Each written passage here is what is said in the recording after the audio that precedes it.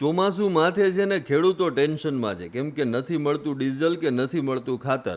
લાખોના ટ્રેક્ટરો મૂકી ખેડૂત બળદગાડા ચલાવવા મજબૂર બની ગયા છે. ચોમાસાને હવે ગણતરીના દિવસો જ બાકી રહ્યા છે, ત્યારે ધરતીપુત્રો વાવણીની તૈયારીમાં જોતરાઈ ગયા છે. પણ આ વખતે ખેડૂતોની આડે મુશ્કેલીઓનો પહાડ આવીને ઉભો રહ્યો છે. ડીઝલની ભયંકર અછતના કારણે લાખો રૂપિયાના ટ્રેક્ટરો ખેતરમાં શોભાના ગાંઠિયા સમાન બની ગયા છે. ખેડૂતો આકરા તાપમાં જૂની પદ્ધતિથી બળદગાડા વડે ખેતી કરવા મજબૂર બન્યા છે. ડીઝલ પંપો પર કલાકો સુધી લાંબી લાઈનોમાં ઊભા રહેવા છતાં પૂરતો જથ્થો મળી રહ્યો નથી, જેથી ખેડૂતોનો કિંમતી સમય વેડફાઈ રહ્યો છે. બીજી તરફ ખેડૂતોનો માર પણ ખેડૂતોની કમર તોડી રહ્યો છે. ખાતરની એક ગુણીમાં 600 રૂપિયાથી લઈ 700 રૂપિયા સુધીનો તોતિંગ વધારો ઝીકી દેવાયો છે. તો મગફળી અને સોયાબીનના બિયારણો પણ આસમાને પહોંચતા હવે ખેતી કરવી પોસાય તેમ રહી નથી. બિયારણની અછત અને મોંઘા ભાવના કારણે જગતનો તાત હતાશ થઈને રાતા પાણીએ રડી રહ્યો છે. ખેડૂતો હવે સરકાર પાસે આજીજી કરી રહ્યા છે કે તાત્કાલિક ધોરણે ડીઝલની અછત દૂર કરવામાં આવે અને ખાતરના ભાવમાં રાહત અપાય, જેથી સમયસર વાવણી થઈ શકે.